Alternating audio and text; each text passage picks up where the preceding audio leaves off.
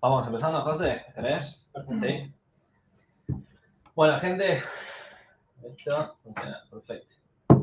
Bueno, antes que nada, muchas gracias por los pocos que van llegando de manera presencial, los que están conectados de manera online. Sé que algunos no podían, bueno, temas de reuniones, trabajo, otros están del lado de América. Se complica tener un vuelo hasta acá, así que muchas gracias. Comentar, como siempre, que el Meetup va a estar grabado, después se va a subir al canal de YouTube, ¿sí? Y como siempre también al finalizar vamos a hacer el sorteo de los vouchers, ahora le vamos a explicar. Pero bueno, sin hacer perder mucho más tiempo, porque creo que es un tema para charlar, vamos a empezar. Antes que nada, para los que no me conozcan, mi nombre es Flavio Natale, soy el Meetup líder y organizador de los Meetups de Barcelona de MuleSoft, trabajo como Solutions Architect y estoy certificado con el Developer 1 y como arquitecto de plataforma, trabajando en el Developer Level 2 con el poco tiempo que tengo. ¿Sí? Pero bueno, esta es un poquito la agenda de lo que vamos a ver hoy. Un vistazo al pasado. No vamos a perder mucho tiempo acá, vamos a tratar de entender cómo es que llegamos al Cloud Hub 2.0, ¿sí? Si hubo un hito importante o no en el pasado, como para tratar de entender y siempre nos sirve. Después vamos a estar hablando ya nos metemos directamente en Cloud Hub 2.0, vamos a ver lo que es las diferencias con el Cloud Hub que tenemos hoy en día, lo podemos llamar Cloud Hub 1 si queremos, ¿sí? Nuevos features y otras cosas más. Esta parte la voy a estar dando yo. Una vez que termino, nos vamos a la práctica. Luquitas. De la mano de José nos vamos a ir a la práctica. ¿Sí? Siempre José se lleva la parte divertida, la parte de la demo. Y al finalizar, como siempre, hacemos el sorteo de 3 vouchers de MuleSoft para poder realizar cursos con los instructores. Ya sabemos que estos cursos son pagos, valen una moneda, ¿sí? Entonces está bueno. Y además vamos a tener la chance creo que son 2 chances de examen para poder certificar. Y para terminar, como siempre, los que quieran quedarse para discutir, para proponer o comentar lo que sea, vamos a tener una mesa redonda. ¿Bien? Así que bueno, no vamos a perder mucho más tiempo y empezamos. Un vistazo al pasado. Un rápido overview de lo que nos daba MuleSoft, ¿sí? El Cloud Hub no estuvo desde los inicios de MuleSoft. MuleSoft en febrero de 2011 lanza lo que se llama el MuleIon. El MuleIon en ese momento ya era un iPaaS, era un multitenant ESB, y estaba hosteado, por supuesto, en la nube. ¿Sí? Entonces, este es un pequeño pantallazo de lo que era en ese momento, no vamos a entrar en mucho detalle porque ya hoy en día no nos sirve, pero era distinto al Anypoint Platform, nada que ver. ¿Bien? Junio de 2012, MuleIon cambia a Cloud Hub. ¿Qué pasa con esto? Pasa que ya tenemos 2 dominios distintos. Por un lado tenemos lo que es el muleion.com y por otro lado tenemos el cloudhub.io o IO, como quieran decirle. Entonces, ¿qué es lo que hace MuleSoft? Bueno, tenemos clientes que tienen el MuleIon, por ende lo que hacemos es mantener los 2 dominios por un cierto tiempo para que puedan realizar la migración y claramente ninguno se quede sin servicio. En mayo de 2014, MuleSoft ya nos da la posibilidad de crear nuestras propias VPCs, ¿sí? En noviembre de 2017, acá empieza a cambiar un poco el asunto, incorporan el soporte a Mule 4, lo cual podríamos decir que es la nueva era, ¿no? Todo lo que es Mule 4 ya es lo más conocido, ya no es Mule 3. Y en agosto del 2022, es decir, el mes pasado, MuleSoft lanza lo que llaman Cloud Hub 2.0. Y es lo que nos lleva al meetup de hoy. Con Cloud Hub 2.0 vamos a ver qué es esto, si tiene alguna diferencia o no con el anterior, o nos está mintiendo, ¿sí? Si hay nuevos features y qué es lo que podemos hacer con él. Entonces, para poder entenderlo, vamos a ver qué es y la arquitectura. Cloud Hub 2.0 sigue siendo un servicio en cloud. La diferencia es que ahora está pensado en contenedores, ¿sí? En donde nosotros vamos a poder desplegar y correr nuestras aplicaciones. Después, dado que están contenedores, ya esto nos indica de que obviamente está construido por encima de un runtime fabric y no va a ser el VMware. ¿Bien? La diferencia es que ahora las apps se despliegan en réplicas. Lo que nosotros conocíamos como workers, ahora lo vamos a pasar a llamar réplicas. ¿Sí? Las réplicas son container pods. Cada réplica es una instancia dedicada de lo que es un Mule runtime. Ahí van a correr nuestras aplicaciones. Bien. A grandes rasgos, esto es como quedaría la arquitectura, ¿sí? Sabemos que seguimos teniendo nuestro Control Plane. Por un lado, tenemos la parte de monitorización de logs. Tenemos Object Store. Fíjense que solamente vamos a hablar de la versión 2 del Object Store. Después vamos a ver por qué. Seguimos teniendo nuestro Runtime Manager con alguna que otra diferencia, el Exchange y el Access Management. Todo esto ya es conocido. Pero si prestamos atención a esta parte, ¿sí? Vemos que dice Cloud Hub 2.0 Share Space VPC. O sea que ya empezamos acá a hablar de otra terminología, Spaces, ¿sí? Spaces es lo que nos lleva a la parte de containerización, ¿sí? Después vamos a ver, José nos va a contar un poco más de lo que es un Share Space, un Private Space y más. Después acá abajo tenemos cada nodo, que es el que va a contener nuestro Mule Application. ¿Bien? No sé si hay alguna duda hasta acá. ¿No? Vale. Bueno, a Nachi. Muy bien. Entonces, para poder entender, vamos a ver qué diferencias vamos a encontrar cuando vayamos al 2.0. ¿Sí? ¿Qué es lo que había en el Cloud Hub, llamémosle 1 y el 2? Hice una tablita, hice dos tablas. Por un lado vamos a hablar a nivel de aplicaciones y por un lado vamos a hablar a nivel de network. Lo que está acá no son todos los cambios, son algunos, tal vez los más relevantes. ¿Bien? Vamos a tener los features y si está soportado en cada uno de los Cloud Hub y qué es lo que cambia. Entonces, por un lado empezamos con, podemos tener múltiples trasters. En Cloud Hub esto no se podía, con el Cloud Hub 2.0 hoy sí podemos tener la posibilidad de tener varios trasters. Antes no se podía. ¿Sí? Tema de Data Graph. Acá tómenlo con pinzas. ¿Y por qué digo con pinzas? Porque en el cloud, sabemos que en el Cloud Hub tradicional está soportado. En el Cloud Hub 2.0 dice que no, que está en el roadmap, pero está parcialmente hecho, digamos. ¿Sí? Hasta lo que entendemos, de lo que fuimos hablando con la gente de MuleSoft, es que todavía no podemos consumir los endpoints de Datagraph. Sí tenemos algunos REST endpoints y demás, pero todavía no podemos utilizar lo que es Datagraph como tal. Están en el roadmap y nos dijeron que antes de fin de año es la tentativa de que ya esté hecho, ¿sí? Esté terminado. Object Store, y esto es lo que decíamos antes. Si se fijan, en el Cloud Hub que tenemos hoy en día, soportamos las dos versiones de Object Store, la 1 y la 2, pero en el Cloud Hub 2.0 solamente la 2. Lo cual, esto ya nos implica que si en nuestros clientes vamos a hacer una migración de aplicaciones a la 2.0, sabemos que ya tenemos que cambiar al menos algo en el código. ¿Sí? Tenemos que pasar sí o sí al Object Store 2. Tal vez no es un cambio gigante, pero bueno, hay que tenerlo en cuenta. Luego tenemos el Deployment Rollback. Esto es algo muy, muy bueno. Esto es algo que se incorpora en el 2.0, que claramente en el anterior no lo teníamos. Vamos a ver más adelante qué es cómo funciona, pero básicamente nos permite realizar un redespliegue de una versión anterior de la aplicación, cosa que hoy no se podía ya. ¿Sí? Despliegue de integración continua. En el Cloud Hub que tenemos hoy en día, tenemos tres maneras de realizarlo a través de integración continua. Por un lado, podemos utilizar las APIs que MuleSoft nos provee, ¿sí? Las propias de MuleSoft. Por otro lado, tenemos el plugin de Maven, que es lo más normal que utilice un entorno de integración continua como Jenkins. Y por otro lado, tenemos el Anypoint Click, el Command Line Interface.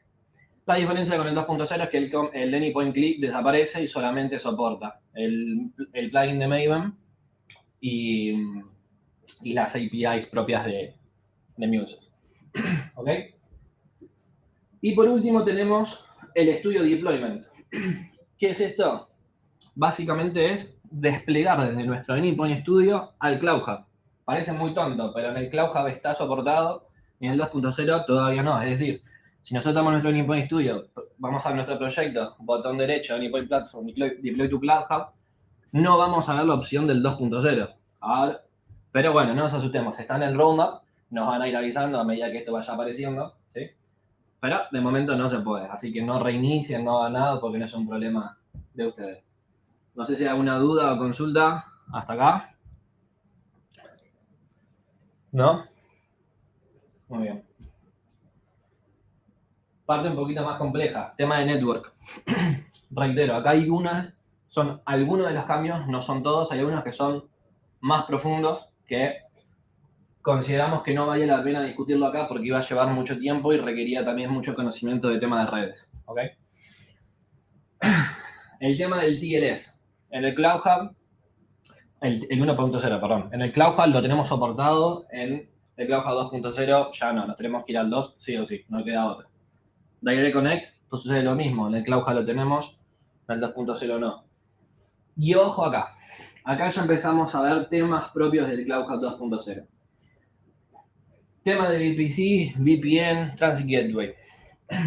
Todo esto estaba gestionado por Anypoint VPC, Anypoint VPN, ¿sí?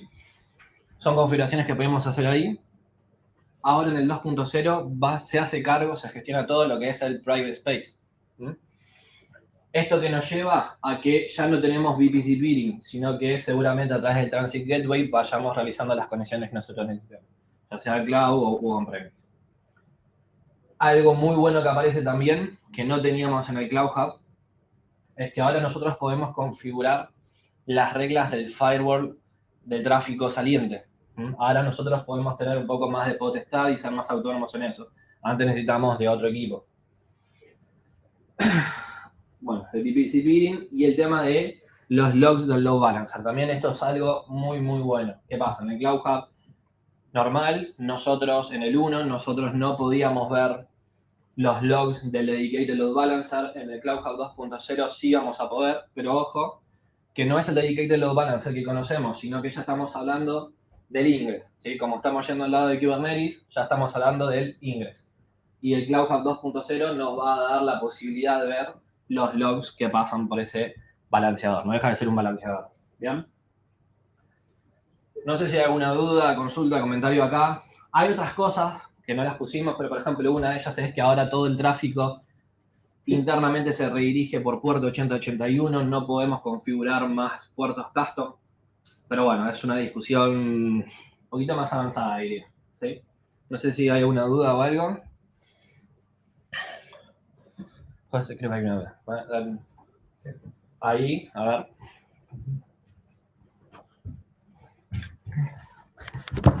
Sí, perdón.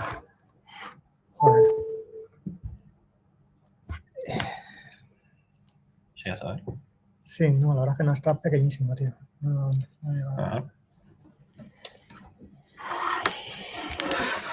a ver, Jorge. Respecto al uso de Anypoint CLI en el temario de este curso, al menos en el último módulo, sí que se indica el uso del CLI para la automatización de tareas. Bueno, buenísimo, entonces. Se ve que lo fueron agregando en el momento que hicimos estos slides hasta ahora. Lo tienen en el roadmap y nosotros no estábamos al tanto. Si llega a ser así, excelente entonces. Porque unos cuantos clientes se van a agarrar un montón de trabajo. Gracias por el comentario. Vale. Entonces, vamos a ver qué es lo que nos conlleva cuando querramos hacer un deployment de una aplicación en el Cloud Hub 2.0. Esto es el Runtime Manager. Se ve prácticamente igual. No hay casi ningún cambio. Son cosas muy sencillas, pero la parte de User Interface es la misma. ¿Sí? Vamos a ver los primeros cambios. ¿Qué es lo que tenemos que tener en cuenta? Si vamos al 2.0, primero nosotros tenemos que seleccionar el target. ¿Sí? Acá nos va a dar las opciones de Cloud Hub, híbrido y Cloud Hub 2.0.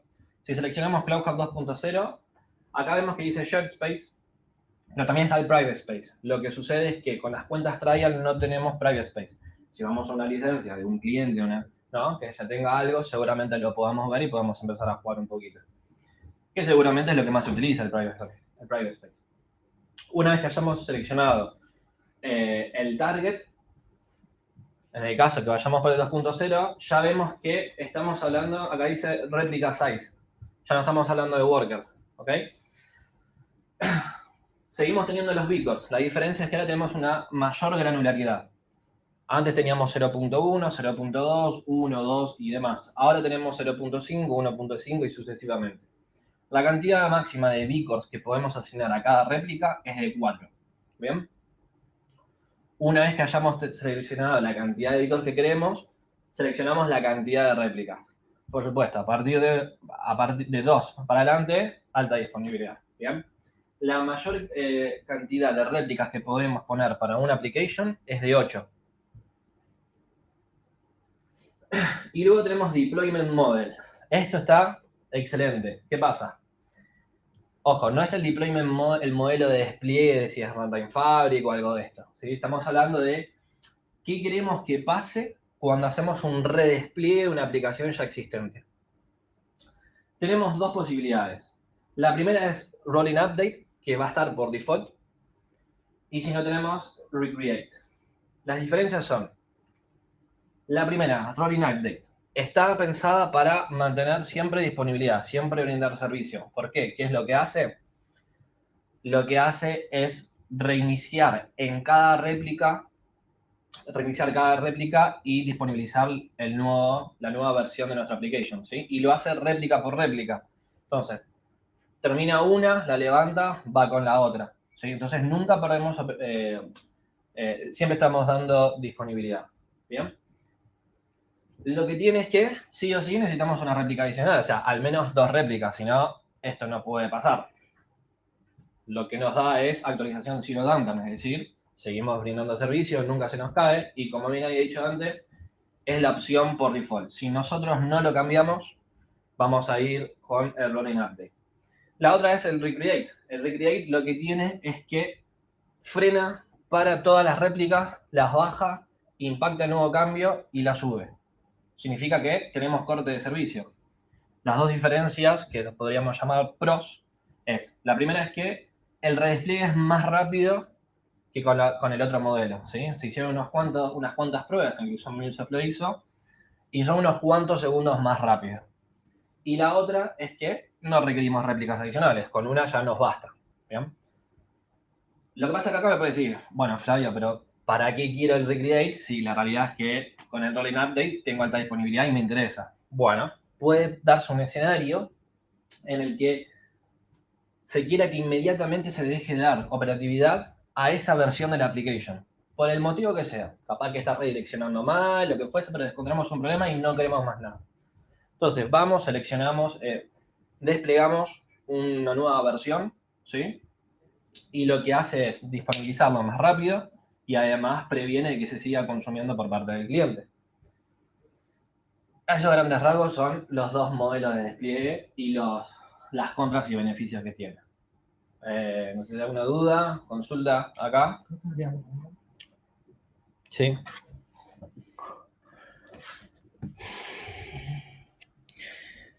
¿Sabés si tienen previsto proporcionar soporte para Canary Deployment? O sea, desde luego ahora no está soportado. No está soportado y yo no vi que está en el roadmap.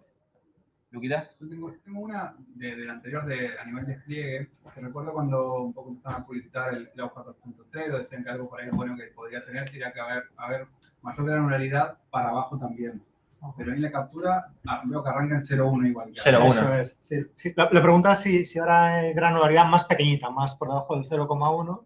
De momento no. No, 0.1 es lo mínimo. Sí. ¿Sí? Lo que sí pasa es que creo que cambian la cantidad de recursos que se asignan para los beacons, ¿sí? Ya no es como antes, me parece. Okay. Pero bueno, pero lo mínimo es 0.1. Sí. Y la duda del Canary Deployment o Blue Green, no, porque aunque hagas el Rolling Update, cuando termine ya estarás con la versión nueva. Con lo cual no llegas a tener el Blue y el Green a la vez. Claro. Es el Blue y luego el Green. Exacto. Sí. Muy bien. Lo que habíamos comentado antes, tema de rollback. Esto está excelente también, ¿sí? ¿Qué es lo bueno? Si nosotros vamos al Runtime Manager, estamos en el CloudHub 2.0, vamos al Runtime Manager, vamos a nuestra application, vamos a ver que podemos abrir un desplegable y tenemos un historial, ¿sí? Esto que tenemos acá en la marca izquierda. Tenemos un historial de todos los despliegues que fuimos haciendo para esa application. Pero fíjense esto, además te dice cuál fue el último despliegue exitoso, ¿sí? ¿Qué es lo que tiene bueno esto? Primero es que supongamos que estamos haciendo, no sé, tenemos un hotfix, ¿sí? Estamos haciendo un hotfix y lo desplegamos, falla el despliegue. 2, 3, 4, 5 veces. Si estamos en 5 veces ya estamos mal, pero bueno, puede pasar, ¿sí? ¿Qué es lo que tiene que decir? Bueno, muchachos, tenemos que volver a disponibilizar esto cuanto antes, con lo que aunque sea teníamos. ¿Qué hacemos? Vamos al historial, vemos cuál fue el último despliegue exitoso, lo seleccionamos, desplegamos y ya está, ¿sí? ¿Qué pasa acá? Está buenísimo, pero esto es un tema de operatividad o troubleshooting, por así decirlo, en la parte de la plataforma de MuleSoft. Pero nosotros, como responsables de esta aplicación, no tenemos que olvidarnos que después por atrás hay que ver si tenemos que actualizar un repositorio GitHub, si lo que fuese, ¿sí? Tiene que estar todo bien actualizado. Entonces, eso es lo que tiene de bueno. Lo que yo no estoy al tanto, que no lo llegué a ver o no sé si no está todavía, es cuánto tiempo se mantienen estas versiones anteriores y si hay un límite de cantidad de despliegues anteriores que podemos mantener. No sé, capaz que son 50. A la versión 51 se elimina el más viejo, ¿no? Digamos. Pero bueno, básicamente es eso. Entonces, ahora estuvimos hablando de todas estas cosas que tiene el CloudHub 2.0 y lo importante es, ¿nos sirve? ¿Vale la pena utilizarlo? Capaz que no. Bueno, entonces vemos dos escenarios. El primer escenario es los nuevos clientes, ¿sí? Viene José y llama a Rafa Ascaño, el Customer Success Manager, y le dice, Rafa, quiere una licencia Titanium de MuleSoft. Ok. Ya viene automáticamente con CloudHub 2.0, ¿sí? La idea es que vaya todo con 2.0. Para los clientes ya existentes, la idea es que con el pasar del tiempo los impulsemos a que migren al 2.0, ¿sí? Con todo lo que conlleva, por supuesto. Entonces, ¿cuáles son las diferencias o los puntos a tener en cuenta? Si vamos directamente al CloudHub 2.0, ya nos olvidamos de todo. Tenemos un mejor time to value, el coste operacional o la carga de operatividad es mucho menor. Ya vamos con APIs con las applications isoladas y hablando del tema de future proof, estamos con lo último, ¿sí? No es como que tenemos que pasar de Mule 3 a Mule 4 y ahora lo mismo de CloudHub a CloudHub 2.0. Estamos con lo último.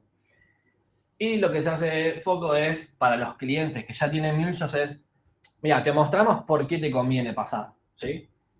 Obviamente, ya tenés un time to value buenísimo. Ya vimos los resultados, ¿no? de lo que ofrece MuleSoft, pero con el 2.0 van a ser incluso mejores.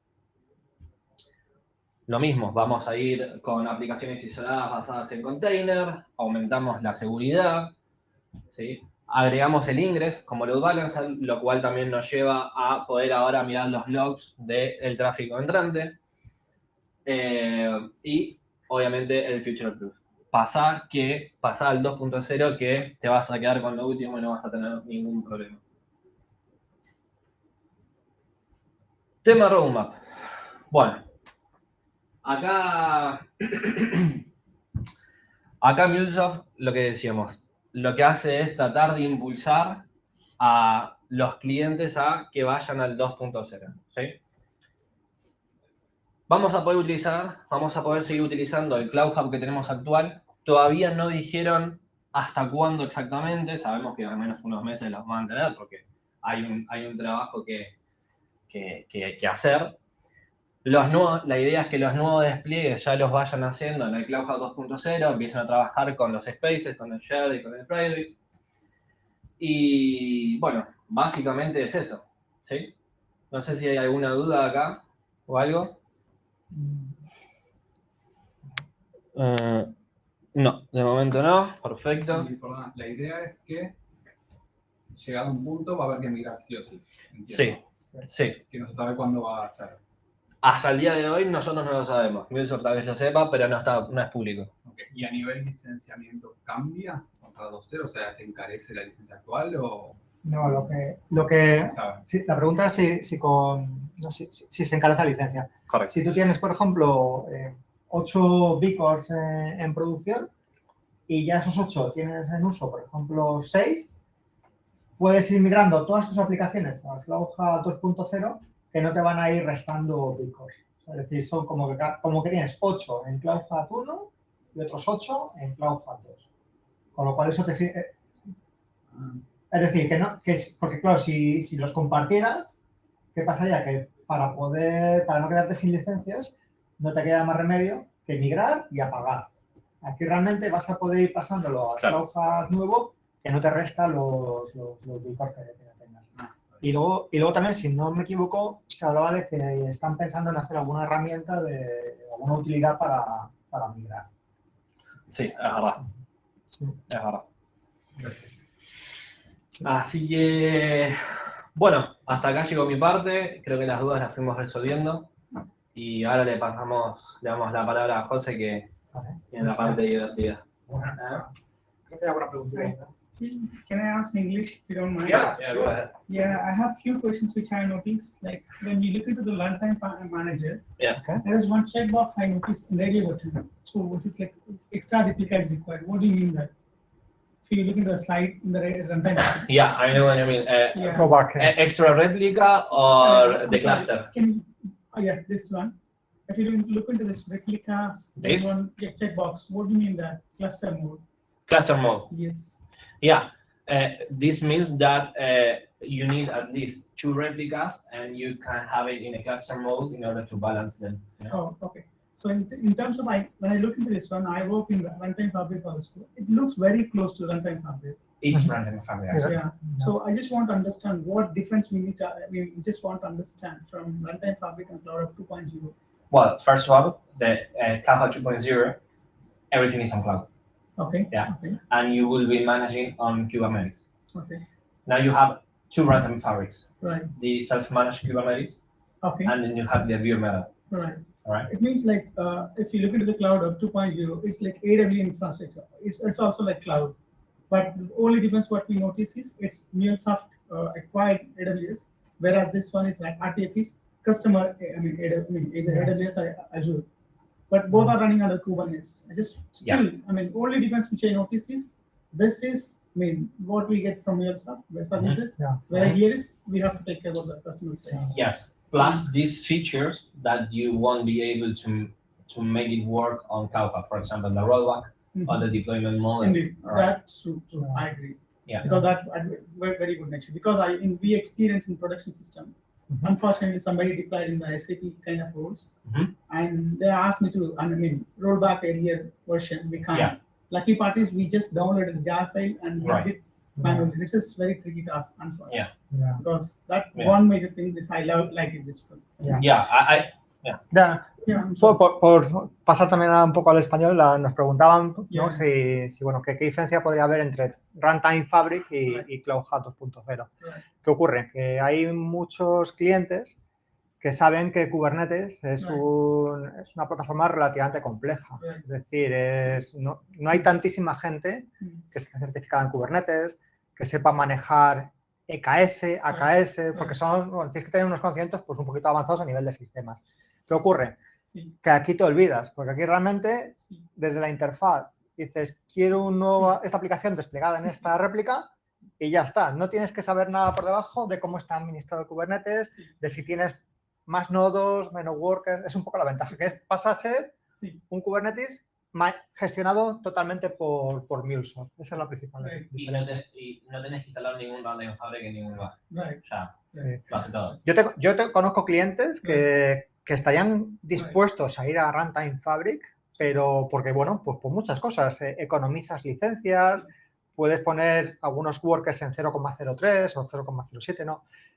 Pero automáticamente dicen, vale, pero es que en la casa es que hay 3 personas que conocen bien Kubernetes. Mejor no nos metemos en ese jardín, porque como hay un problema en producción, a ver, ¿sabes? ¿Quién lo sabe arreglar, no? Right. I'm sorry, one more, if you don't mind. Yeah. Can you go back one slide? This one? Here, yeah.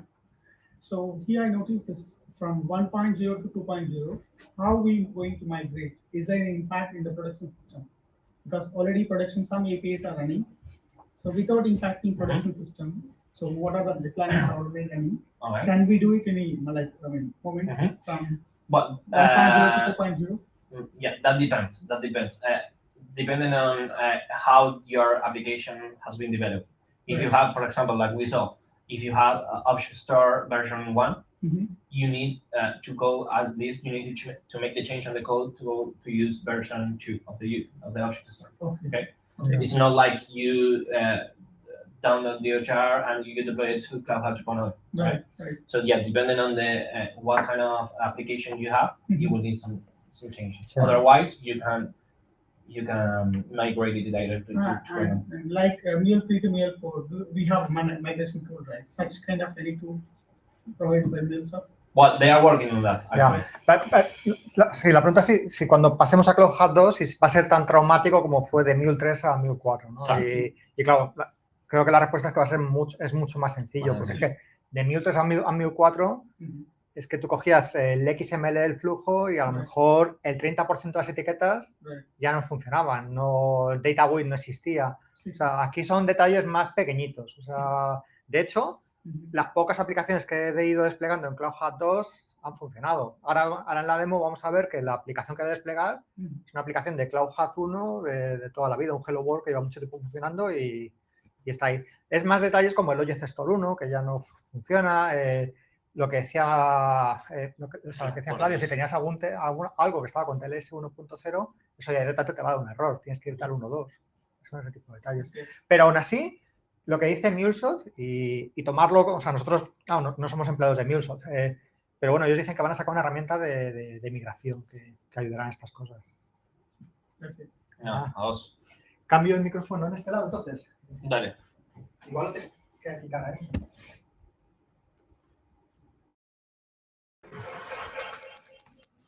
¿Está quitado?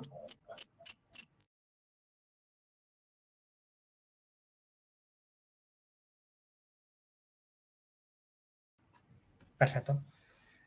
Vale, pues bueno, continuamos.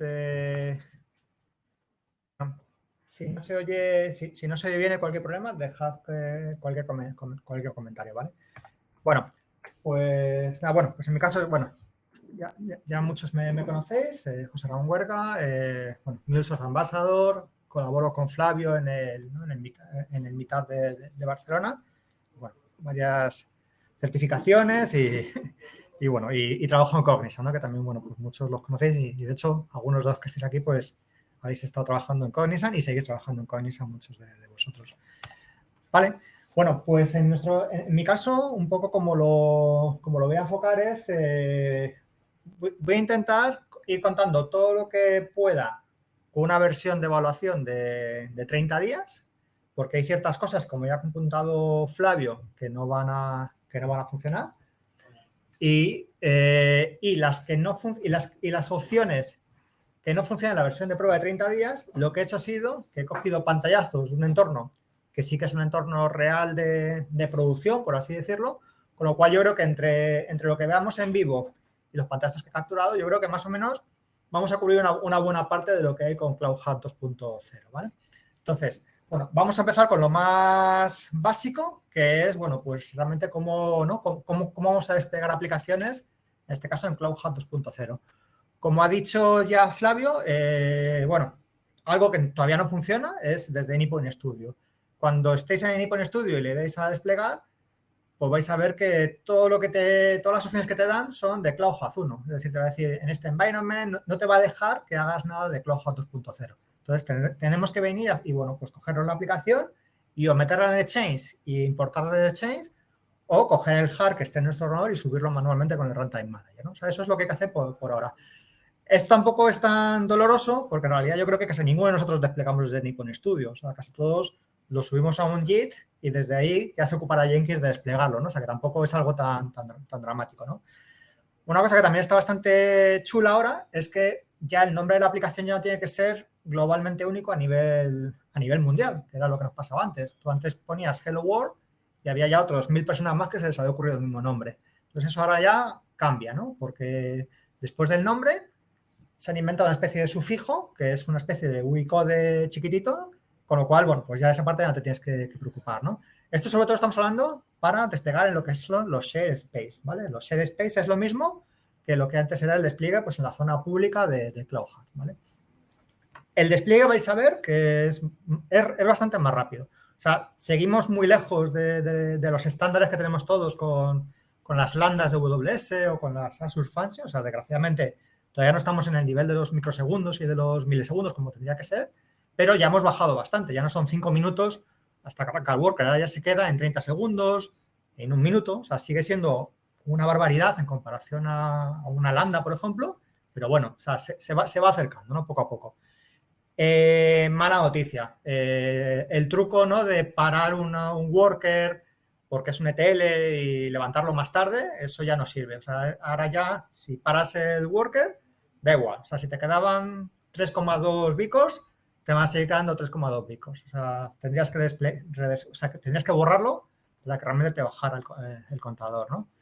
Y como habéis preguntado antes, ¿no? Pues los tamaños de workers, pues bueno, lo que se ha hecho es que sí, hay más granularidad, pero aún así el tamaño más pequeñito sigue siendo 0,1. ¿Vale? O sea, lo que hay es, pues a lo mejor un tamaño que puede ser bastante interesante, que es el de 0,5, porque muchas veces teníamos a lo mejor alguna aplicación, una API que aceptaba payloads muy grandes y muchos a la vez, y eso a lo mejor pues sí que nos podía reventar un 0,1, incluso un 0,2, nos tenemos que pasar a un Bcore, y bueno, pues ahora ya con 0,5, bueno, pues parece que no, pero nos sigue quedando otra mitad, ¿no? Entonces esa parte yo creo que ha mejorado.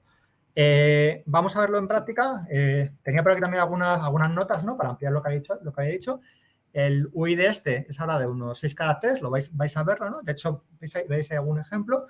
Eso es lo que nos permite desplegar las mismas aplicaciones con los mismos nombres, pero que no van a tener problemas de conflictos, ¿vale? Y bueno, tenéis ahí un poco como ejemplo, ¿vale? Entonces, dejadme que me conecte a una Anypoint Studio, a un segundillo.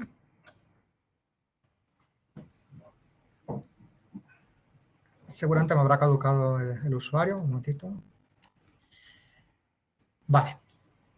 Entonces, bueno, pues como decía, ¿no? Lo primero es desplegar una aplicación, ¿no? Entonces, la diferencia, ¿no? Como veis aquí, bueno, ya nos habla de los private space, ¿vale? Que ahora lo veremos. Pero bueno, donde íbamos era a la zona de desplegar aplicaciones. Entonces, cuando le damos a Deploy Application, lo que cambia es, como podéis ver aquí, que ya nos empieza a hablar de Cloud Hub 2.0. Como decía Flavio, si en noviembre alguien creara una versión de evaluación de 30 días, lo que nos dice Mule es que esta opción de menú va a desaparecer. Con lo cual, solamente te va a aparecer si ya tenías una suscripción de hace tiempo, ¿vale? Entonces, eso es importante. Con lo cual, lo que hacemos es desplegar el Share Space y os recomiendo, para probarlo muy rápidamente, que os cojáis el típico Hello World que ya publicó hace mucho tiempo MuleSoft en Exchange, ¿no? Entonces, estaría aquí, antes de buscarlo, ¿vale? Entonces, ahora si ponemos, por ejemplo, Hello o Hello World, como veis, funciona, ¿no? Esto, si os acordáis, si hubiéramos puesto customers o algo así, pues sería muy fácil, ¿no? Que ya lo hubiera cogido alguien más, ¿no? Entonces, bueno, esto pues parece una tontería, pero ayuda bastante, ¿no? Entonces, esta sería la aplicación de Hello World. La vamos a desplegar. Perdón. La desplegamos en un share space. Le vamos a dar, por ejemplo, 0,2 bcores y le vamos a poner, por ejemplo, que nos levante dos réplicas, ¿vale? Vale. Le damos. Y esta es la parte que, como os digo, pues ahora es, yo creo que bastante más rápida, ¿no? O sea, no va a ser instantánea, como decía antes, pero vais a ver que seguramente de aquí a un minuto, voy a darle para acá. De aquí a un minuto la aplicación ya estará levantada, ¿vale? Perdona, se me está yendo todo el rato como yendo para atrás.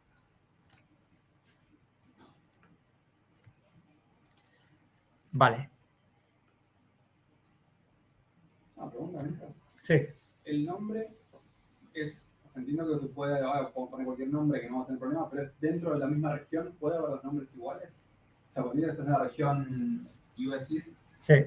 ¿puede haber más un Hello World ahí también? Sí, o sea, ahora mismo, mira, ya ha arrancado, como veis, o sea, esto con la versión anterior, si os acordáis, era, vamos, teníamos que haber esperado aquí 5 minutos, ¿no? Entonces, como veis, ha cargado mucho más rápido.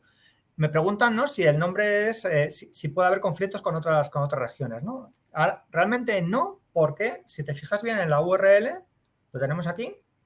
De hecho, lo voy a abrir en una pestaña, lo abrir en una ventana nueva. Realmente lo que ha hecho MuleSoft es que ha añadido el sufijo que decíamos antes, lo he añadido aquí a continuación. Con lo cual, eso lo que está haciendo es permitir que efectivamente en la misma región pueda haber varios Hello World con el mismo nombre, pero claro, este número ya es único para nosotros, ¿vale? De hecho, voy a invocar a la... sí, creo que sí. De hecho, en las opciones lo podemos... Bueno, la que está funcionando. Sí.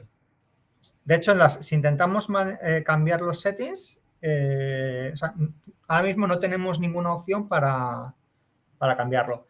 Sí que cuando vayamos a los private space, y esta es una ventaja que también es algo importante, ahora puedes tener, para la misma aplicación, puedes tener 2 URLs diferentes. Eso también es una ventaja. Pero yo creo que en las URLs de los private space, este sufijo no se utiliza, sino que se utilizaría un vanity domain. Con lo cual, yo creo que ahora mismo este código me da la sensación de que te lo genera automáticamente con la organización y me da la sensación de que no lo puedes cambiar. O por lo menos, ya digo, he estado mirando en las opciones y no lo he visto. ¿Vale? Vale, un segundillo. Vale, entonces, bueno, y como decíamos antes, ¿no? El tema de los workers, pues una de las cosas ahora que tenemos como novedad es el tema de los 0,5, ¿vale? Vale. Bueno, pues esto por un lado. Vale, entonces, más cosas que son, pues, innovaciones, ¿no? Creo que son bastante interesantes. Los thread dance. La gente que venía de programar en Java, claro, como Mule al final es Java, claro, pues todo el mundo conocía los thread dance, ¿no? Cuando estás programando en Java es la única manera que tienes de ante una aplicación Java que está colgada o que está contestando lenta, a ver qué está pasando por dentro, ¿no? Y no es un log, ¿no? ¿Qué pasaba? Que en Mule, pues no te ponían el nombre de thread dance claramente, ¿no? Sino que había una opción de menú que era algo así como diagnosis, lo bajabas.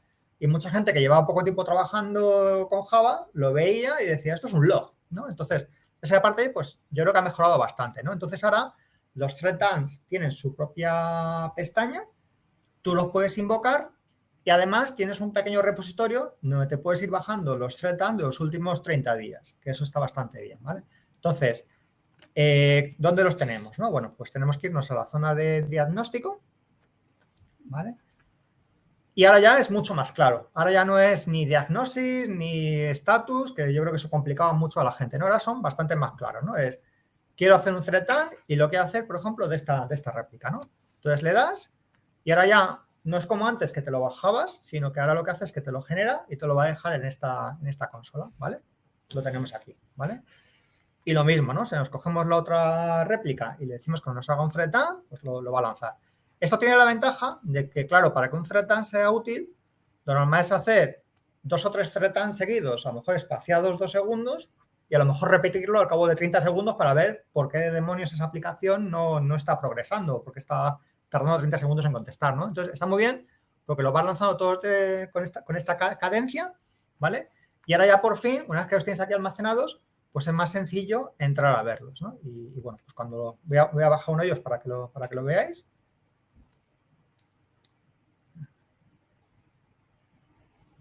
Lo abro con el Notepad.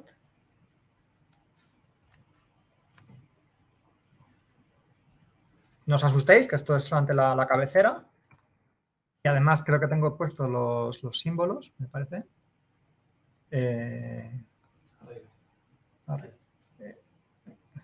Sí, esto es. Perdón.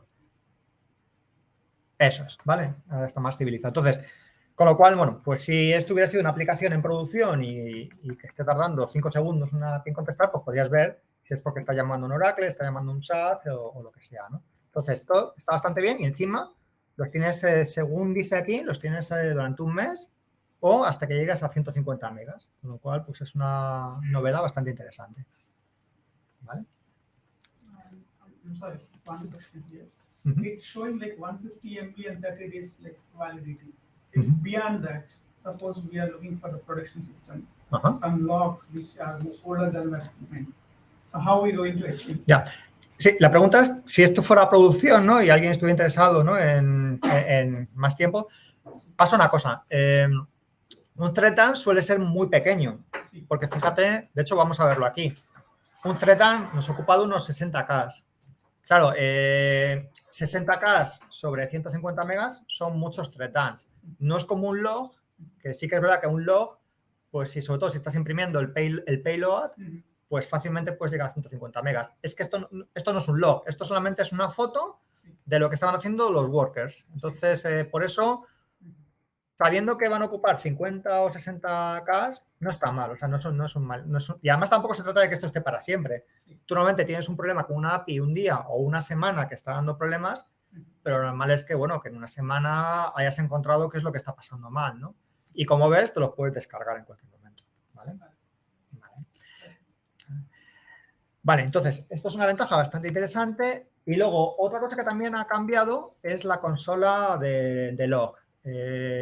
Claro, los que tienen o tenemos Titanium, tienes los logs bajo Anypoint Monitoring. Si no tienes Titanium, solo puedes ver los logs bajo el Runtime Manager. Entonces, aún así, solamente con el Runtime Manager también ha mejorado un poco lo que es la consola, ¿no? Entonces, si le damos, por ejemplo, a los logs, vais a ver que, bueno, a la consola tiene un aspecto un poco diferente, ¿no? Entonces, bueno, tampoco es que, o sea, tampoco llega al nivel que tiene Titanium con Anypoint Monitoring, pero bueno, se acerca bastante, ¿no? Entonces, aquí, bueno, pues podemos buscar por palabra, ¿no? ¿Vale? Y luego, pues también tenemos las opciones, ¿no? De buscar por time range y por log level, ¿no?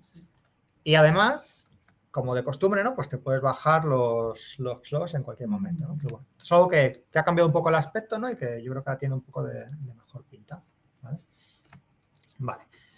Más cosas. Como decía Flavio, ¿no? Tenemos el tema de los configuration history. Entonces, esto lo podemos ver muy fácilmente. Si nos vamos a una aplicación, esta misma, ¿no? Lo que podemos hacer es, bueno, pues intentar hacer algún cambio, ¿no? Entonces, por ejemplo, cosas que podemos cambiar. Nos podríamos ir y añadir una propiedad, por ejemplo.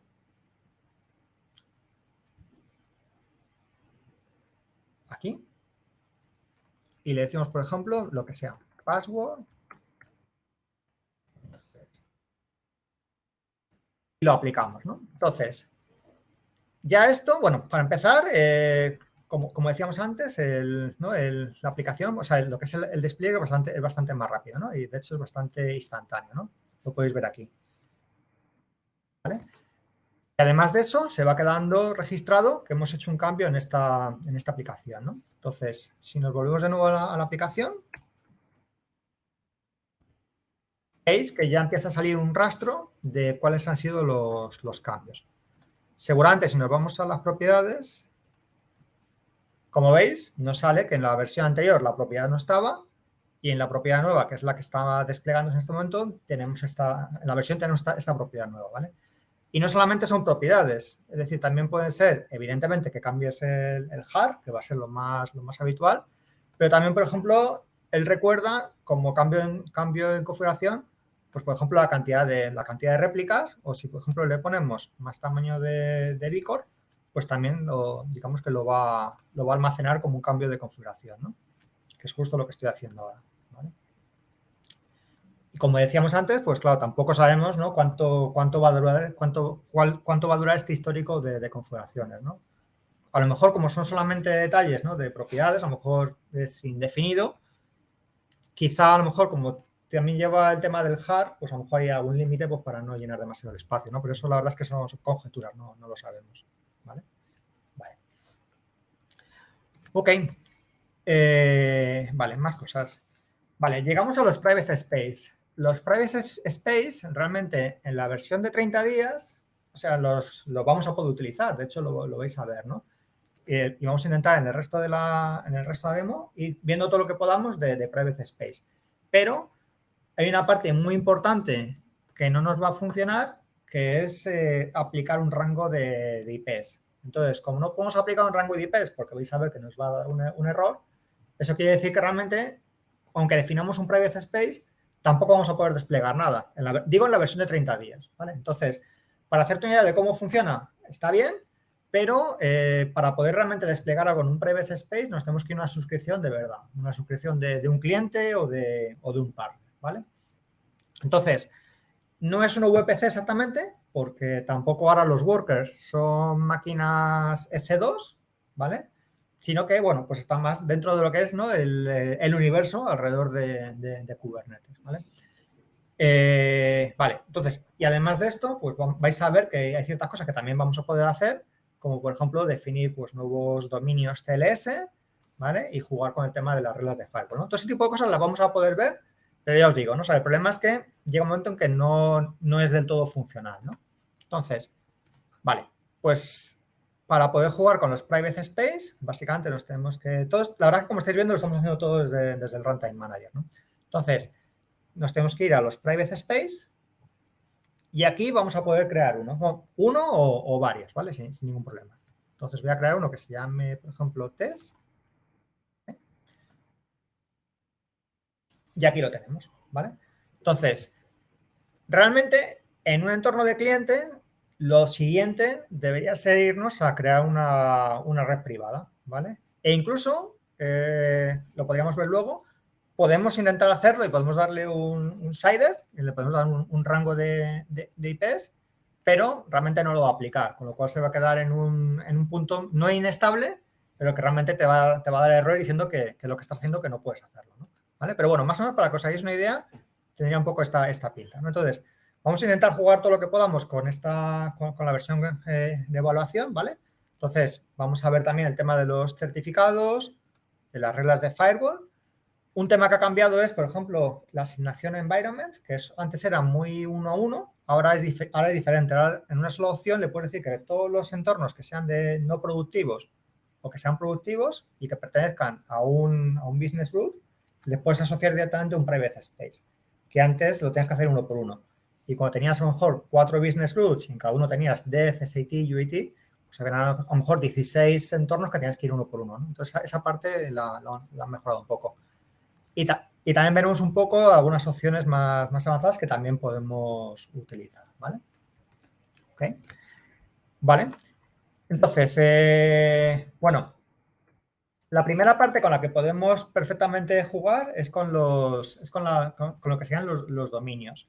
Entonces, esto realmente, claro, tiene muchas similitudes con lo que eran los dominios en el Dedicated Load Balancer. Entonces, los que hayáis jugado con un VPC y con un Dedicated Load Balancer, si recordáis, tú puedes subir muchos dominios. Tú puedes decir, si por ejemplo trabajas en azme.com, tú puedes perfectamente definir el dominio que es api.azme.com o, por ejemplo, apidev.azme.com, ¿no? Todo ese tipo de dominios los podías ir definiendo en el load balancer, tanto en el de producción como en el de no producción. Bueno, pues aquí es exactamente lo mismo. O sea, tú puedes definir hasta 10 certificados, ¿vale? Vais a ver que los formatos que te admite es el PEN y el JKS, ¿vale?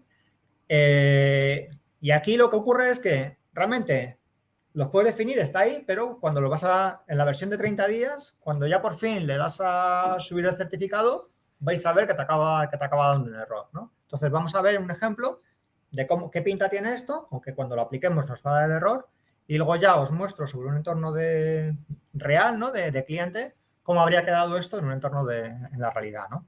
Entonces, para esto vamos a generarnos primero un certificado, porque si nos vamos aquí a la zona de los TLS, vais a ver que tenemos solamente el estándar, ¿no? Entonces, ¿qué tenemos que hacer? Tenemos que crear un nuevo contexto TLS, ¿vale? Como os decía antes, nos deja subirle los PEN o podemos subirle un JKS, ¿vale? Entonces, en este caso vamos a subir un JKS. Para hacer eso, lo que hacemos es que utilizaríamos pues por ejemplo, la típica herramienta de Java, que sería el KeyTool, ¿vale? Y con esto vamos a poder crear un JKS y vamos a utilizar, por ejemplo, esta instrucción que tengo aquí preparada. No sé si la voy a poder copiar. Un segundito.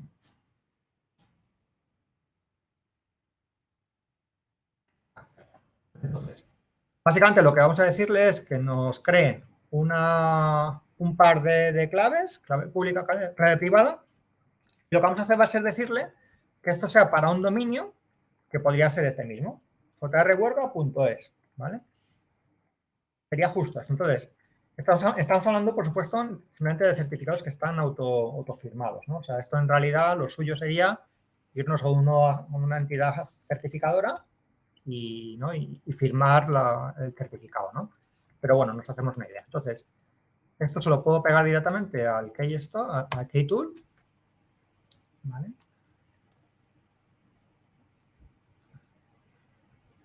Un segundillo, que creo que le he dado rápido. Vuelvo a lanzarlo.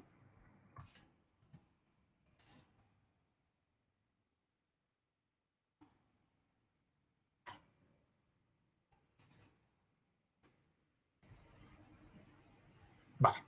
Dejo la misma contraseña. Y con esto lo que tenemos es un archivo JKS, ¿vale? Entonces, vamos a intentar subírselo al private space. Voy a decirle primero que este es el dominio JR-Huerga. ¿Vale? Esto en el mundo real, lo que estaréis haciendo aquí sería cosas como, por ejemplo, imaginaos que estáis trabajando, me lo invento, para, no sé, BASF, ¿no? Para esta compañía. Pues entonces lo suyo sería tener uno para dev, a lo mejor tendréis otro para SIP, lo que fuera, ¿no? Entonces, en este caso, nada, simplemente es este ejemplo. Ya os digo que cuando le demos a completar nos va a dar un error, ¿no? Pero os hacéis una idea. Entonces, elegimos el JKS que acabamos de generar. Sería este. Le voy a dar la contraseña, que la tenía por aquí metida. Esta de aquí.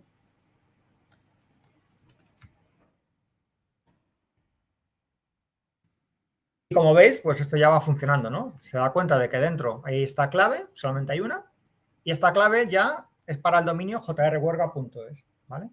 Entonces, de nuevo, aquí le vuelvo a dar la misma contraseña que tenía de antes, ¿vale? Y también lo suyo sería luego irnos al servidor de DNS y meter una entrada, decirle jrhuerga.es equivale a esta IP pública de lo que sería el private space, ¿vale? Entonces, bueno, ya digo, no os hagáis ilusiones porque cuando le demos a generar, lo que hace es que nos da un error, ¿vale? O sea, me imagino que es por esto, ¿no? Porque seguramente no hemos podido definir las IPs, ¿no? Pero bueno, para que veáis cómo funciona esto en un entorno, digamos, real, os lo muestro por aquí, un segundillo. A ver. Perdón.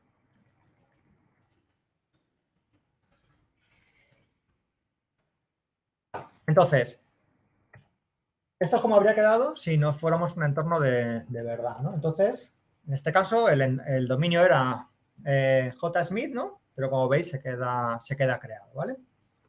Y así hasta 10 más, ¿vale? Entonces, vale, más cosas que podemos hacer. Y esto también lo vamos a poder probar en la versión de 30 días, ¿no? Que es definir reglas de firewall. Entonces, en CloudHub 1, en el Dedicated Load Balancer, ya era posible definir reglas de firewall y tú ya le puedes decir qué sliders aceptabas, ¿vale? Aquí hay una gran limitación ahora mismo que confío que MuleSoft en algún momento elimine, ¿no? Que es que ya en el DLB de CloudHub 1.0 ya estaba solamente limitado a 240 sliders, a 240 reglas, que eran, en mi opinión, son bastante poquitas. Pero es que en CloudHub 2 es peor todavía, porque pasa de 240 a 40. Entonces, esto es un problema, porque la gente que tenemos un WAF, como puede ser, por ejemplo, el de CloudFront, delante de Mule, pues, claro, el WAF de CloudFront, de AWS, él solo ya tiene 120 sliders diferentes. Con lo cual, 120 sobre el 240 del DLB de CloudHub 1.0 ya te estabas comiendo la mitad. En CloudHub 2.0 eso ya no podrías hacerlo, porque CloudFront te va a llegar hasta con 120 sliders diferentes y tú, sin embargo, en el Ingress de CloudHub 2.0 solo puedes definir 40. Entonces, eso ahora mismo es una limitación muy importante. Nos tenemos que inventar alguna solución colocando a lo mejor un Application Load Balancer delante de Mule, entre CloudFront y Mule. O sea, ya son tres elementos diferentes. Y bueno, pues esto ahora mismo pues, puede ser bastante problemático, ¿no? Y luego también otras cosas que todavía no han implementado son las mapping rules, que las mapping rules pues serán muy útiles porque tú en el CloudHub 1.0 le podrías decir, oye, este es mi dominio, este es mi nombre de aplicación, bueno, pues ahora quiero que me pongas /v1 /dominio funcional /nombre de la aplicación y luego ya el resto de los path parameters, ¿no? Bueno, pues esto ahora mismo no es posible, o sea, lo vais a ver ahora, no hay ninguna opción donde tú le puedes decir exactamente cuáles son las mapping rules que tú quieres para ese ingress, ¿no? Para ese load balancer. ¿vale? Una cosa que, sin embargo, sí que hemos ido a mejor son las reglas de tráfico saliente. Antes las reglas de tráfico saliente no existían. O sea, tenías que tener un transit gateway y tener reglas, rutas, pues internet público, local o por ejemplo, a mi red privada, pero ya está, o sea, lo estabas haciendo en el transit gateway. Sin embargo, en lo que sería en la parte saliente de Kubernetes, le podemos definir reglas, ¿no? Y lo mismo, está limitado otra vez hasta 40, ¿vale? Vale, entonces, esto sí que lo vamos a poder ver por completo en el entorno. Eso sí, claro, lo podemos ver, lo podemos aplicar, pero no lo podemos ver en marcha porque no hemos podido definir una private network, ¿vale? Pero, sin embargo, sí que vais a ver que las reglas de firewall están ahí y las podríamos manipular, ¿no? Entonces, ahora, por defecto, tenemos, bueno, no hay, ¿no? O sea, no está vacío, ¿no? Entonces, ¿qué podríamos hacer, no? Bueno, pues, por ejemplo, le podemos decir que aceptamos tráfico HTTPS de cualquier sitio, ¿no? O sea, de todo Internet, por ejemplo. Y lo mismo con el HTTPS, ¿no? O sea, serían un poco las dos reglas que podríamos poner, ¿no? Con esto, en realidad, claro, lo que estamos haciendo es aceptar tráfico de cualquier sitio, ¿no? En otro contexto en el que seamos más restrictivos, pues a lo mejor lo que haríamos sería algo parecido a esto. Le diríamos que aceptamos, por ejemplo, tráfico HTTPS, que yo creo que es ahora lo más normal, y aquí ya lo que podemos hacer es decirle, vale, queremos que sea desde una subred concreta, ¿no? Entonces, por ejemplo, le podemos decir que, no sé, que desde la 10.0.0.0.8, que ya es un rango bastante grande, ¿no? Que solamente nos admita tráfico de esa dirección, ¿no? Lo pongo aquí. Seguimos, ¿no? Podríamos decirle, vale, además de eso, ¿no? Esta también lo que quiero es que solamente me llegue tráfico, por ejemplo, de un balanceador o de un WAF que tengo en donde sea, y ese balanceador en concreto, pues a lo mejor lo tengo escuchando aquí mismo, por ejemplo. Podríamos irnos a una regla más concreta, ¿no? De decirle, bueno, pues aquí y con, por ejemplo, creo un barrador. No sé si lo va a coger. Sí, ¿vale? ¿Lo he puesto bien? Vale. Entonces, como veis, o sea, lo que es la parte de filtrado no está mal, pero claro, esto solamente va a poder llegar hasta 40, que ya digo que dependiendo de los casos de uso puede ser muy poco, ¿no? Y ahora, algo que es la primera vez que podemos ver es el tráfico saliente. Antes, por defecto, cualquier API era capaz de hablar con cualquier backend.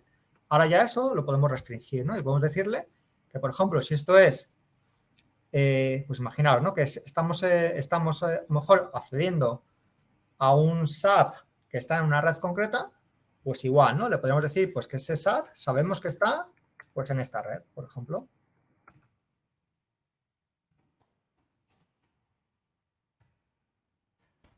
¿Vale? Bueno, esta parte digamos que funciona, es decir, tú ahora mismo podríamos darle a grabar. Sí, es verdad. A ver.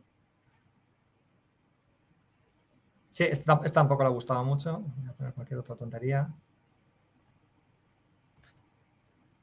Vale. Entonces, esta parte, como veis, o sea, en principio funciona, ¿no? Y se va acordando de lo que le hemos introducido, con lo cual, pues para jugar un poco y también, bueno, pues imagino por temas de certificación, pues es algo que puedes utilizar, ¿vale? Ok. ¿Qué más cosas? José. Sí. Pablo tiene una consulta. Dispara. Pregunta si la asignación del FQDN en los servidores DNS públicos es automática. Vale, ahí la verdad es que no han dicho, sí, perdón, la pregunta que se hacía es si los FQDN de los workers, si es automática. Ahí en principio no tenemos información de que esa parte la hayan cambiado. Es decir, seguramente estas réplicas que estamos levantando, seguramente les habrán asignado un dominio DNS, ¿no? Que normalmente antes era algo así como mule-worker-internal y luego ya cloudhub.io, lo que sea, ¿no? Entonces, la verdad es que, siendo sincero, no lo he probado todavía. No he visto ninguna parte en la que digan que esa parte la han cambiado. Sí, ahora que mencionando el mule worker, sí. Creo que en el Cloudhub 2.0 ahora ya no podés apuntar a la réplica directamente. Antes en el 1 podías apuntar al worker si querías, entre API y API, ahora no podés. Vale. Sí, de hecho, ahora vamos a ver, bueno, ahora dentro de un par de slides vamos a ver algo que yo creo que responde a esta pregunta, porque realmente esto de utilizar el FQDN lo usábamos todos para hacer whitelist, ¿no? En lugar de hacer whitelist de static IPs, lo que hacíamos era que hacíamos whitelist sobre un FQDN. Entonces, ahora vais a ver que yo creo que esa parte ha mejorado bastante, porque ahora, por defecto, cada vez que creas un private space, tienes un par de static IPs que yo creo que pueden servir perfectamente para hacer whitelisting en los firewalls. Eso lo vamos a ver ahora. O sea, yo creo que ahora mismo el truco este del FQDN igual ahora ya no nos va a hacer falta, me parece. Vale. ¿Qué más cosas? Vale, otra cosa que también es algo que ha mejorado muchísimo y que, por cierto, en la versión de 30 días esa parte tampoco la vais a poder ver. Entonces sería, básicamente, poder descargar los logs del balanceador, ¿no? En este caso del ingress, ¿no? Entonces, esto se haría desde esta parte, ¿vale? Entonces, en teoría, cuando tú has definido el ingress, podrías bajar los logs, ¿no? Sería básicamente darle a este botón. Entonces, aquí lo que ocurre es que realmente no hay ningún ingreso activado, ¿vale? Entonces, ¿cómo queda en un entorno de verdad, ¿no? Entonces, bueno, pues básicamente nada, es simplemente te sale la pantalla que hemos visto antes, elegirías el nivel de log y te acaba bajando todos los logs. Entonces, los que habéis tenido que pelearos con hacer troubleshooting de a lo mejor, imagínate, un Salesforce que está intentando llamar a una API que tienes ¿no? en Internet, o sea, que es pública, pero Salesforce le da un error de conexión. Pues antes la verdad es que no podías hacer nada, porque antes podías irte a los logs de tu worker, pero ¿qué pasaba si el problema estaba en el load balance? Entonces tenías que abrir un ticket a MuleSoft, incluso MuleSoft creo que tenía que pedírselo a AWS o algo así, o sea que no era inmediato. Ahora, como veis, pues ha cambiado mucho la historia, ¿no? Y te puedes bajar también los logs del ingress, ¿no? Entonces, esto yo creo que es una ventaja, vamos, bastante potente, ¿no? Vale.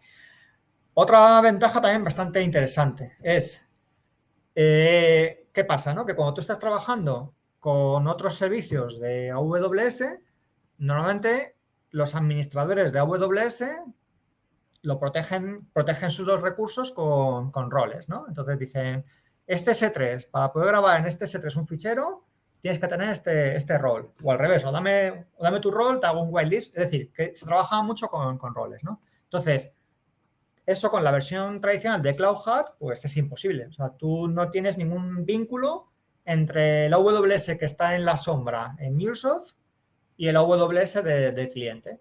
Aquí, sin embargo, pues ha mejorado bastante porque básicamente puedes generar un rol, Mule te lo genera por debajo y a partir de ahí ya con esos roles ya podrías empezar a asignar permisos, ¿vale?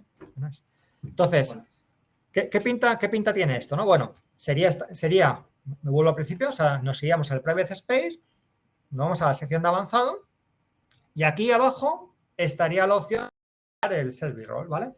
De nuevo, ¿no? Lo podemos hacer, parece que está en ello, pero realmente, aunque lo dejamos aquí 3 días, no lo va a hacer, ¿no? O por lo menos yo no he sido lo suficientemente paciente, ¿no? Entonces, pero bueno, como digo antes, ¿no? O sea, si te vas a un entorno real, ¿no? Que sería este de aquí, que lo tengo aquí mismo. Eso de ahí sería un rol que ha generado en otro entorno, ¿vale? Entonces, con lo cual, como digo, ¿no? O sea, la idea sería irnos, por ejemplo, imaginaos, a un S3 ya de nuestro cliente, de la cuenta AWS de nuestro cliente. Le podemos decir, vale, pues entonces, las APIs de Mule van a ir con este rol, con lo cual en otro lado le puedes dar permisos y yo creo que esto va a ser una ventaja porque no tenemos que estar ya con whitelisting de IPs ni cosas de este tipo, sino que ya directamente hay como más granularidad a la hora de dar permisos a las APIs de Mule utilizando roles de AWS. O sea, yo creo que esto va a estar bastante bien, ¿vale? Los que antes de todo esto, antes de Cloud Hat 2 con el Cloud 1, pues no nos quedaba más remedio que conectarnos a lo que es el IAN del cliente, hacer un assume role y ahí ya veríamos, ¿no? Si tenemos la IP correcta. O sea, era como mucho más complicado, ¿no? Entonces yo creo que esto va a ser una ventaja bastante potente. Vale. Un tema que tampoco podemos ver en la versión de 30 días, pero que he cogido algún pantallazo, ¿no? Que sería crear una red privada y luego ya empezar a habilitar la comunicación hacia afuera, ¿no? Con VPN o con Trusted Gateway, ¿no? Entonces, si nos vamos a la versión de 30 días e intentamos crear una private network, vais a ver que aparentemente parece que lo podemos hacer y podemos, bueno, elegimos la región, que por ahora siempre nos está saliendo esta, y le podemos decir cuál queremos que sea nuestro slider, ¿no? Entonces se lo ponemos. Tiene que ser de cierto tamaño. Me parece que probé antes a ponerle uno más pequeñito, tipo 24. Mira, me está dejando, lo está cogiendo, pero realmente no lo va a crear nunca, ¿vale? O sea, como veis aquí, te acaba dando un error. Te acaba diciendo que esta suscripción no tienes permisos para crear lo que sería no un VPC, sino la versión de VPC de CloudHat 2.0, ¿no? Tendría un poco esta pinta, ¿no? Entonces, y aquí es un poco lo que la pregunta antes, ¿no? Era el tema de los DNS y el FQDN. A lo mejor ya nos podemos olvidar de todo esto por esto de aquí, porque ya tenemos un static IP de salida. Entonces, yo creo que ya con esto va a ser más sencillo que nos vayamos a nuestros backends, a nuestro SAT, a nuestro Workday, a lo que sea, y digamos, vale, pues admite tráfico solamente de esta IP, porque todos los workers que tenemos en nuestro private script van a ir con la misma IP. Entonces, yo creo que eso va a ser una ventaja bastante interesante. Claro, no hemos podido crear la red privada en esta versión de evaluación, tampoco vamos a poder crear las conexiones que, como decía antes Flavio, hay ahora ya dos que ya no tenemos. Ya no tenemos ni el VPC Peering ni el Direct Connect. Ahora mismo solamente tenemos la VPN y el Transit Gateway. Entonces, aquí las opciones nos acaban saliendo. De hecho, podríamos incluso intentar empezar a definir, por ejemplo, un Transit Gateway, pero como veis, no nos deja seguir, ¿no? Entonces, ¿cómo quedaría esto, no? Y yo creo que ya con esto ya casi vamos terminando. ¿Cómo quedaría esto con una cuenta ya de verdad, ¿no? De cliente, ¿no? Entonces, bueno, pues básicamente, si hemos triunfado, hemos conseguido crear la Private Connection, tiene un poco esta pinta, ¿vale? Entonces, tenemos básicamente el CIDR que hayamos definido nosotros, que sería este de aquí, los servidores DNS que le podemos dar, pues nada, ¿no? Un par de ellos, ¿no? Como hacíamos con el VPC tradicional. Y luego ya,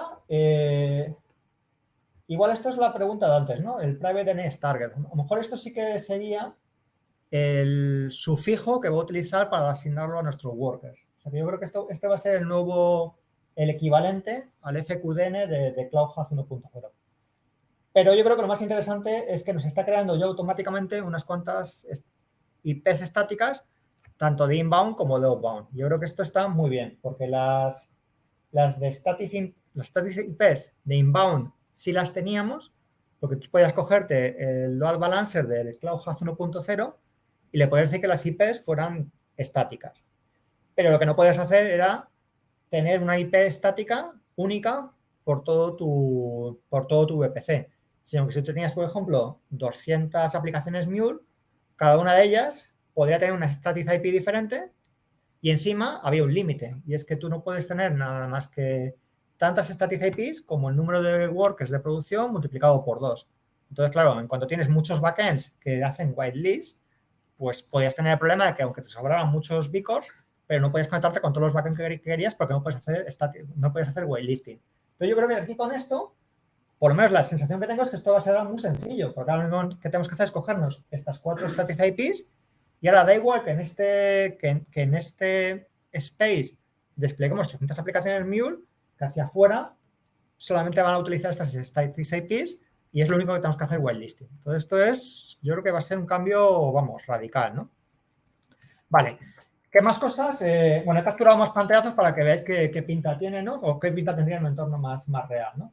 Entonces, esto sería, ¿no? Si le damos a crear un Transit Gateway, ¿vale? Entonces, bueno, básicamente nos acaba saliendo otra pantalla intermedia. Esta pantalla intermedia tampoco podemos, en esta no podíamos pasar de ella ni siquiera ya en CloudHat.1, porque realmente aquí hacía una falta de intervención manual de un operador de AWS que te dejara pasar y que te creara el attachment para dártelo, ¿no? Entonces, pero bueno, llegamos al mismo punto que llegábamos antes, ¿no? O sea, es básicamente lo mismo que en el CloudHat 1.0. Y con el tema de las VPNs, pues igual, ¿no? O sea, yo creo que tiene un aspecto bastante similar, ¿no? Pero bueno, ya sabéis que la parte de VPN es bastante más complicada, tiene bastantes más campos por debajo, ¿no? Pero bueno, más o menos os hacéis una idea, ¿no? Vale. Y un poco hasta aquí hemos llegado, ¿vale? Entonces, quizá a lo mejor no me metí como mucha información ahí a saco. Bueno, si tenéis alguna duda. De momento acá no hay ninguna duda. ¿Cómo lo veis? ¿Pensáis que, no sé, que en los clientes en los que estáis trabajando, que bueno, pues que de aquí a final de año se van a ir migrando a CloudHub 2.0? ¿Pensáis? Yo creo que sí, yo creo que el tema de las nuevas aplicaciones, de a poco van a intentar pasarlas al CloudHub 2.0, dejar, seguir añadiendo cosas al 1 y ir teniendo en cuenta los cambios que habría que meter, como el Object Store o el tema de la configuración custom de puertos, Sí. ¿no? Entonces, yo creo que sí. Aparte es un beneficio. Sí. La realidad es que no hay que hacer nada raro. Sí. Pero bueno. ¿Abrimos la mesa? Sí. ¿Hacemos el sorteo? ¿Te parece? Venga, perfecto. Sí. Vale, voy a compartir. Bueno, bien. Bueno, gente, vamos a... Demasiado, sí. Voy a compartir pantalla. Tenés que dejar de... Me quito a mí el micrófono. Dale. Y tenés que dejar de compartir.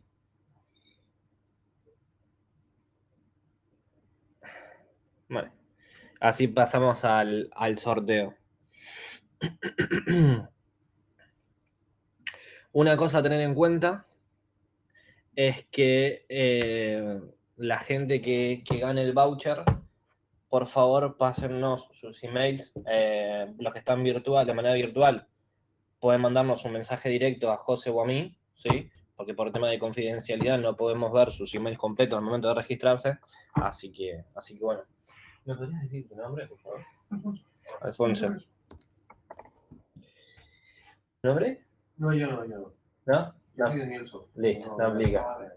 Srinivas Guma. SRE. Ahí, Shri. Vas a hacer Shri. Sí. Ahí. Ok. Vamos con el primer voucher.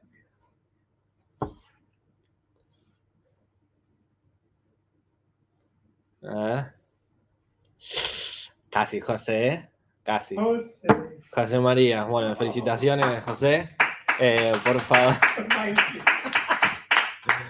No te olvides, por favor, de pasarnos tu correo, ¿sí?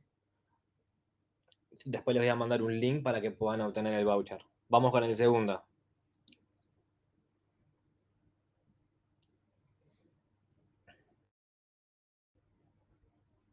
Luquita, una vez más. Te venís llevando todo, Luquita. Muy bien. Y el último.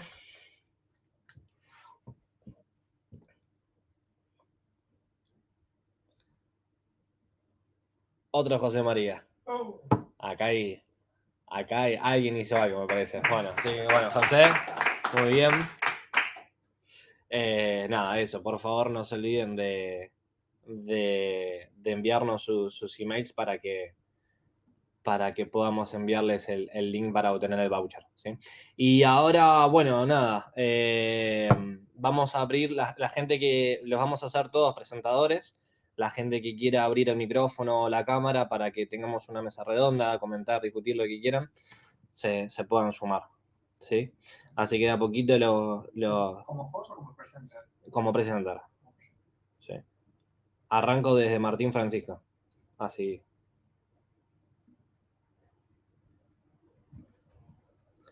Pablo Pardo seguro va a decir algo. Jorge también va a decir algo. Rafita, bueno, Rafita.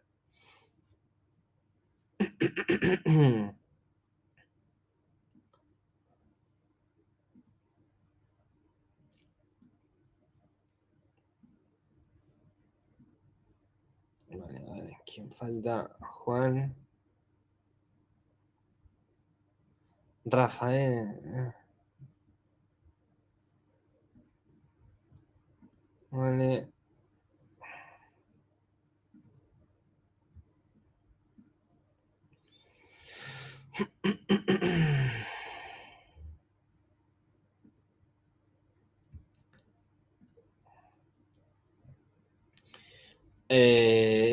Bueno, deberían estar todos prácticamente. Le dimos la posibilidad. Si a alguien le falta, a ver, Víctor.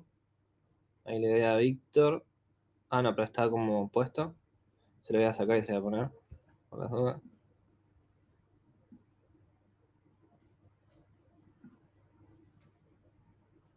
Vale, y Paolo, los tres.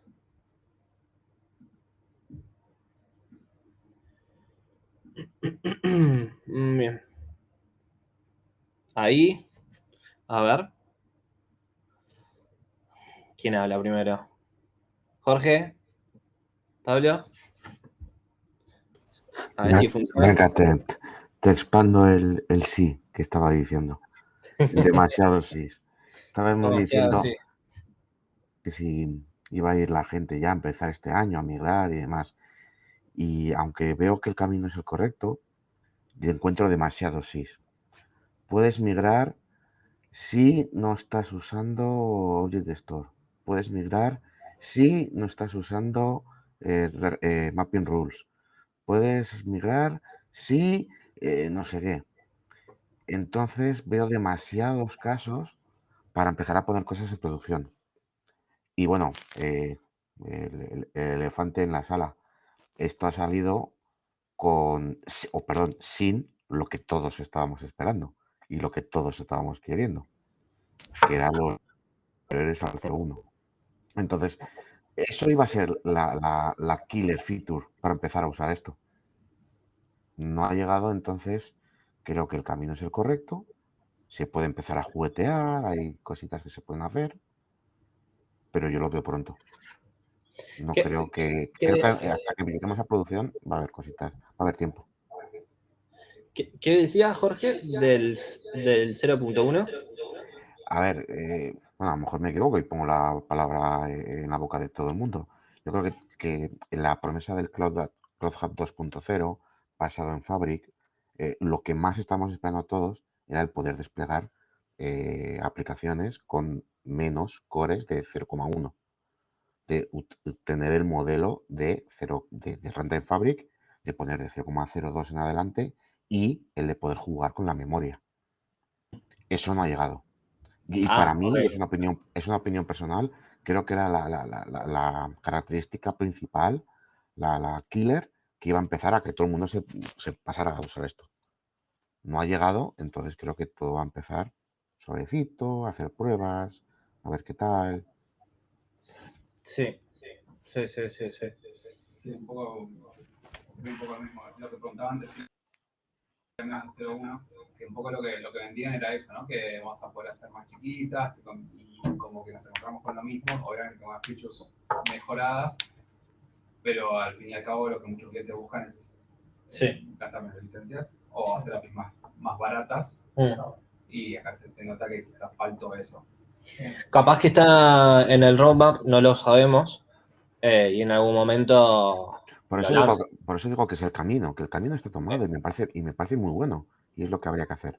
Pero como que no hemos llegado todavía. Y es que encima, si lo ves desde este punto, es peor. Porque las aplicaciones paradas ya te empiezan a consumir. Es que desde ese punto es incluso peor. Entonces, creo que queda camino y bueno, vale, hay que liberarlo y es muy bueno. O sea, a ver, las cosas como son. Hay cosas, características extremadamente buenas. O sea, solo el hecho de que se despliegue en menos de un minuto ya es la bomba. Sí. Pero creo que le queda camino, que le queda. Creo Yo, que... si me permitís un comentario, simplemente estoy totalmente alineado con lo que dice Jorge. Me parece que ahora mismo el producto está muy bien. Yo también he hecho en falta el tema de los workers más pequeñitos. Y creo que ahora mismo los clientes, la mayoría ya lo saben que existe, pero creo que todavía, como dices, está en proceso de evaluación. Hay que evaluar con las capacidades que tiene y hay que evaluar mucho, y algo que no hemos hecho todavía, creo que casi ninguno, que es la performance. No sabemos si el 0.1 del viejo va a aguantar lo mismo que el 0.1 del nuevo. Eso es un gran misterio que a día de hoy todavía no sabemos, por ejemplo. Entonces, poco a poco. Yo imagino que a partir de noviembre, cuando ya haya clientes, que no quede otra, los clientes nuevos que vayan a este modelo, pues iremos viendo más. Pero tened en cuenta que clientes antiguos que tengan configuradas VPNs, muy típico, obligarles a generar otro private space con VPNs nuevas. Encima, como tengas APIs en Worker Internal, lo mismo ya no puedes utilizar la de Worker Internal. Son cosas que todavía están, creo que todavía está un poquito verde. Incluso la gente de Mule, no sé si hay alguna de Mule por ahí, pero a mí me han reconocido que está un poco verde esto. Y es normal, ¿eh? Es normal. Creo que es un producto que ha salido hace mes y medio, que, que cubre una serie de necesidades, pero creo que le queda un poquito de rodaje todavía. Pero desde luego creo que van en el buen camino. Agustín.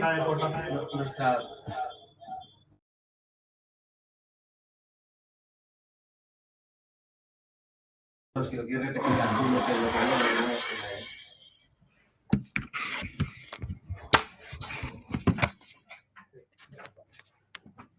Gracias. Hola a todos. Agustín, del equipo comercial de MuleSoft en Barcelona. Bueno, yo también desde el equipo comercial pues me pilla un poco por sorpresa algunas cosas que esperaba que también vinieran, como mayor granularidad en la asignación de cores, pero creo, o sea, el discurso generalizado que se oye dentro de la organización no tardará en venir. No hay fechas, honestamente, yo tampoco las he oído, pero es algo que resuena, que igual que lo comentáis aquí, llega por muchas partes y no creo que tarde en venir. Bien, gracias.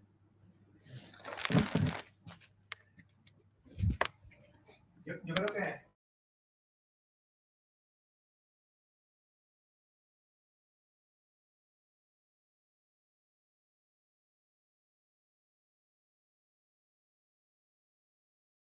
No se oye nada, ¿eh? José Ra y Flavio están muteados. Claro. Si estáis hablando no se oye, que lo sepáis. Yo veo a Flavio ahí mover la mano. Bueno, José Ra, no sé muy bien quién.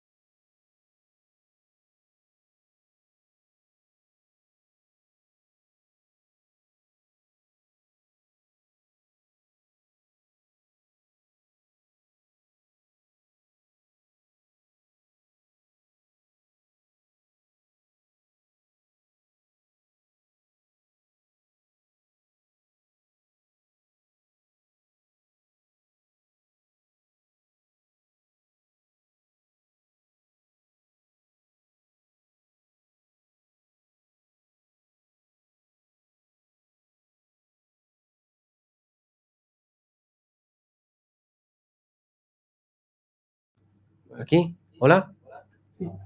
Ahora os hay... oímos. ¿Sí? ¿Se me oye? sí. Que hay diferentes modelos y FlexGateway introduce otra variable que son las API calls, cosa que generalmente cuando estás hablando de un entorno de aplicaciones creadas puramente en Mule, pues no existe, ¿no? Bueno, en la práctica avanzamos hacia allí y se intenta mejorar. Sin duda intentaremos lograr que sea un modelo que se adapte puramente al consumo y vendrá con el tiempo, sin duda. ¿Hay algún... ¿Cuándo sería? ¿2024? ¿Hay alguna idea? No tengo ni idea, no te lo sé decir, la verdad. Probablemente hay alguna fecha, pero al equipo comercial no nos lo comparten para que no nos chivemos por ahí, o sea que no puedo decir nada.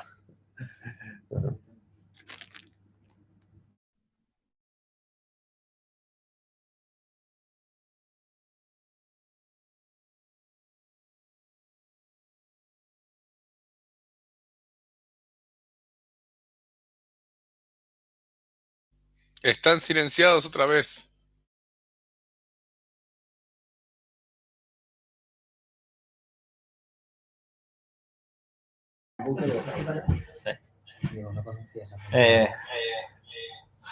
Bueno, no sé si tienen alguna opinión, algo para comentar. Creo que estamos todos más o menos alineados a ver qué es lo que pasa, ¿no? Pero bueno. Y a ver cuándo nos obligan a mirar. Sí, obvio. Hay un par de cosas a tener en cuenta ya. No solo de desarrollo, sino de plataforma, así que hay un trabajito a ver. Seguro Jorge va a ser el primero en hacerlo. Después nos avisa cómo se hace y listo. ¿En hacer cuál? Así que bueno, gente, si no hay nada más, vamos dejando por acá. ¿Mm? Los que estamos presenciales, por suerte, vamos a comer un par de pizzas, algo así que ustedes se lo pierden. Pero bueno, muchas gracias por estar y después, bueno, vamos a estar subiendo el meetup al canal de YouTube por si alguien lo quiere mirar o llegó más tarde. Y bueno, a los que ganan el voucher no se olviden por favor de mandar los emails. Así que bueno, muchas gracias y nos vamos viendo. Muchas Hasta la gracias, próxima. chicos. Hasta luego. Gracias.